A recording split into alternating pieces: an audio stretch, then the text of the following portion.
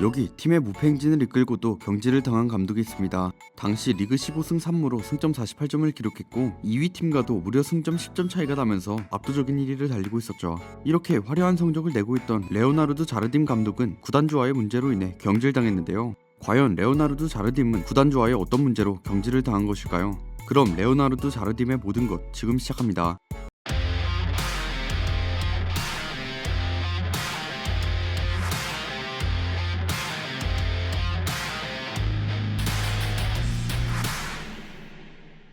일단 레오나르도 자르딤의 충격적인 경질에 대해 먼저 알아볼 텐데요. 레오나르도 자르딤은 2012년 6월 올림피아코스와 2년 계약을 체결했습니다. 이후 올림피아코스를 이끌고 팀의 단독 1위를 이끌어 나가죠. 그렇게 12-13 시즌의 전반기가 지난 1월 19일 올림피아코스 구단주는 자르딤 감독을 해임하며 논란이 되었는데요. 당시 올림피아코스는 시즌 총 16승 3무 3패를 기록하며 압도적인 시즌을 보내고 있었습니다. 게다가 당시 올림피아코스가 기록한 3패는 모두 챔피언스 리그에서 기록한 패배였고 리그에서는 15승 3무의 무패행진을 기록하며 승점 48점으로 리그 단독 1위를 달리고 있었죠. 그리고 리그 2위와의 승점이 무려 10점 차이가 나면서 리그 우승이 거의 확정되어 가는 상황이었는데요.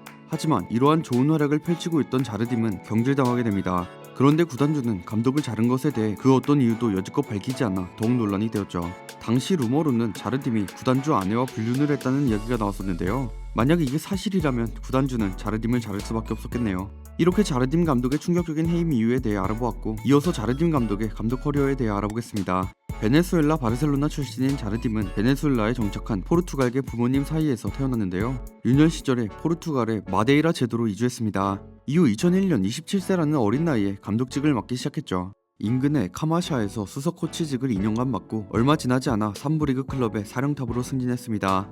이후 2009년 여름 또다시 팀을 떠나 베이라 마르 감독으로 부임하는데요. 자르딤은 또다시 팀을 이끌고 승격을 하게 됩니다. 이번엔 1부 리그로의 승격이었죠. 하지만 다음 시즌 도중 계속된 부진을 보여주는데요. 결국 강등권을 맴돌던 그는 성적 부진을 이유로 감독직을 그만두게 됩니다. 그가 감독직을 내려놓고 베이라 마르는 최종적으로 1부 리그에 잔류하는 데 성공했죠. 이후 스포르팅으로 떠난 도밍구스 파시에이아를 대신해 브라가의 감독직을 맡게 되는데요. 그는 브라가를 이끌고 구단 처음이자 마지막 시즌에 리그 3위로 끝냈습니다. 이 시즌을 진행한 자르딤은 팀의 15연승을 이끌기도 하였죠. 당시 브라가는 11-12 시즌에 유로파 리그에서 조별 라운드를 거쳐 32강에 진출했었는데요. 당시 32강 상대는 베식타시였습니다. 베식타시를 상대로 원정에서 1대0 승리를 거뒀음에도 불구하고 홈에서 0대2로 패해 32강에서 탈락했죠. 11-12 시즌을 마친 자르딤은 브라가를 떠나 그 사건이 있던 올림피아코스 감독으로 부임합니다. 그렇게 구단주와의 불륜이 사실인지 아닌지는 모르겠지만 엄청난 성적에도 모종의 이유로 경질당한 뒤 2013년 여름 스포르팅과 2년 계약을 하게 되는데요. 이전 시즌 스포르팅은 리그에서 아쉬운 모습을 보여주며 7위로 마무리했습니다. 결국 58년 연속으로 이루어냈던 유럽회원컵 대회 진출권도 놓쳤죠.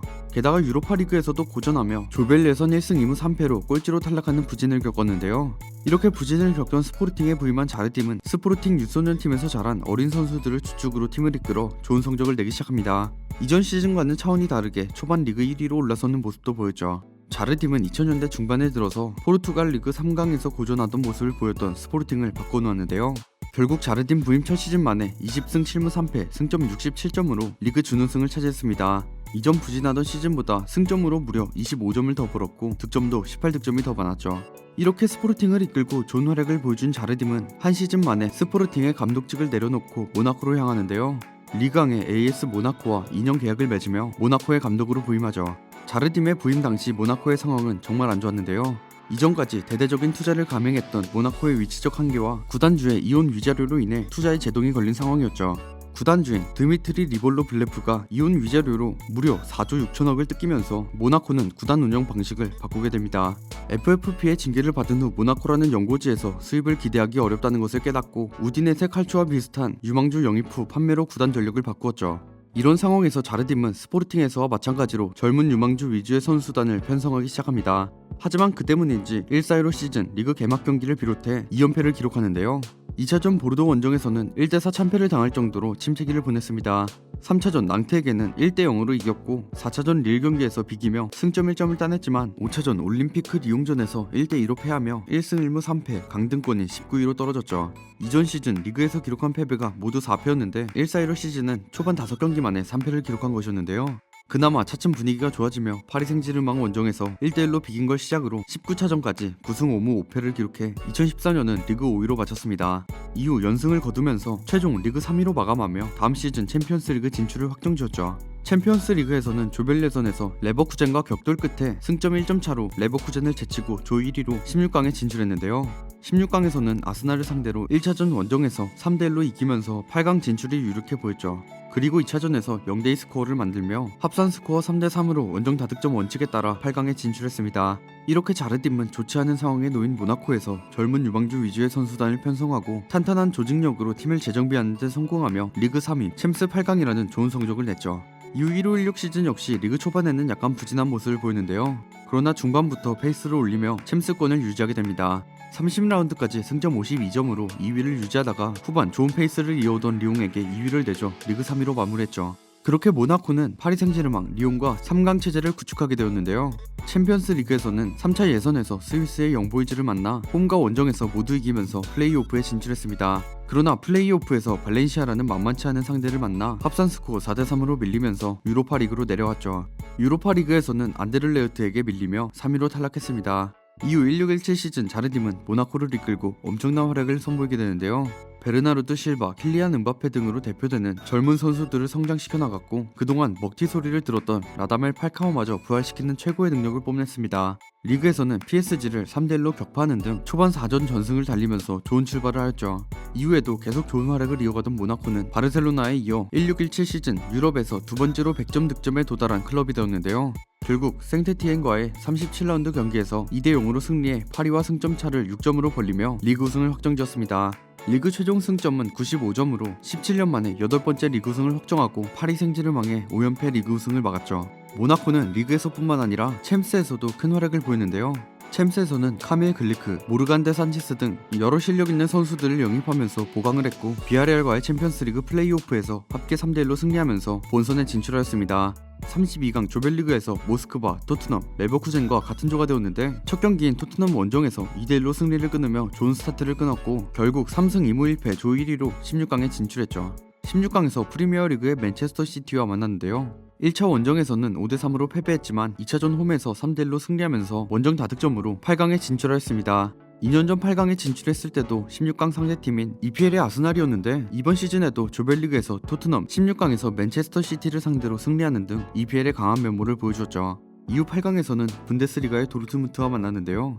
원정에서 열린 1차전은 3대2로 승리하였고 홈에서 열린 2차전에서는 완벽한 경기력으로 3대1로 승리를 거두며 13년 만에 챔피언스리그 4강에 진출했습니다. 리그왕 팀으로서 4강 진출은 0910 시즌 올림피크 리옹 이후 7시즌 만이었죠. 4강 상대로는 세리에아의 유벤투스를 만났는데 1-4-1 시즌 8강 이후 2년 만에 만났고 97-98 시즌 이후 무려 19년 만에 준결승전에서 제외했습니다. 이전까지 좋은 모습을 보인 모나코는 시즌 내내 달려온 과부하가 걸렸는지 1차전 경기 이전에 다수의 부상자를 배출하고 저하된 경기력으로 1차전 홈 경기에서 고전하는 모습을 보였죠. 결국 모나코는 유벤투스에게 0대2로 완패하여 결승 진출이 상당히 어려워졌는데요. 이후 2차전 원정 경기에서도 1대2로 패배하면서 13년 만에 결승 진출은 좌절되었습니다. 그렇게 아쉽게 챔스 준결승에서 탈락했지만 자르딤은 리그왕 우승과 챔스 4강에 오르는 엄청난 활약을 선보였죠. 이러한 활약에 자르딤은 2020년까지 모나코와 재계약을 체결하며 다시 한번 모나코를 이끌고 새로운 시즌을 시작했는데요. 다만 17-18 시즌 시작 전 이적 시장에서 이전 시즌의 주역들이 대거 이적 루머의 주인공들이 되었고 킬리안 은바페는 파리 생제르맹으로 이적, 베르나르도 실바는 맨체스터 시티로 떠나게 되며 이전 시즌의 활약을 기대하긴 힘들었죠. 그렇게 자르딤은 계속되는 부진과 리그왕 18위라는 충격적인 결과에 책임을 지고 AS 모나코에서 경질당했습니다. 이후 2019년 1월 성적 부진으로 티에리 앙리가 경질되고 공석이 된 AS 모나코 감독으로 모나코를 떠난 지 3개월하고 보름여 만에 다시 선임되었는데요. 그러나 슬리마니와 벤 예데르를 필두로 하는 수준급 공격진을 두고도 챔스권에 안착하지 못하며 2019년 12월 29일 성적 부진으로 경질되었죠. 현재는 도메니코 테데스코 감독과 재계약을 체결하지 않기로 한 스파르타크 모스크바의 신인 감독 자리에 가장 유력한 후보로 거론되고 있습니다. 지금까지 레오나르도 자르딤 감독에 대한 모든 것에 대해 알아보았습니다. 과연 자르딤은 정말 올림피아코스의 구단주 아내와 불륜으로 경질된 것일까요? 그럼 여러분들의 생각을 댓글로 남겨주시면 감사하겠습니다. 저는 지금까지 올간베스트였습니다. 감사합니다.